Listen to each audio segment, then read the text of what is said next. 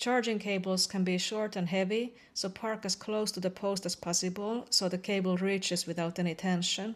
Before you do anything else, look at the instructions on the side. Every network has a different order.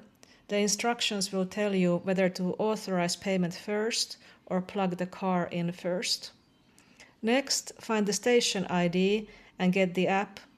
Look for a station ID printed on the post, usually near the screen. Then download the network's app or scan the QR code to pay as a guest. You will usually need to enter that ID in the app and tap Start Session to actually unlock the power. Once it's running, monitor the screen.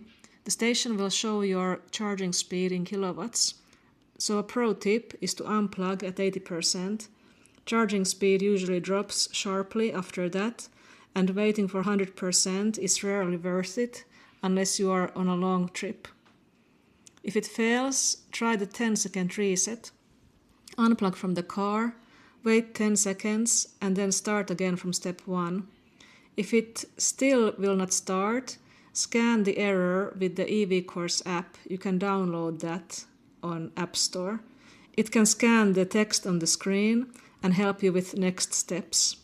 If the charging post is broken, try charging on the one next to it. Or on the EVcourse app, you can also find nearby charging stations. And if you see a term on the charger screen or your car's dashboard that you do not recognize, just scan it with the EVcourse app. It explains what it means and what to do right there on the spot.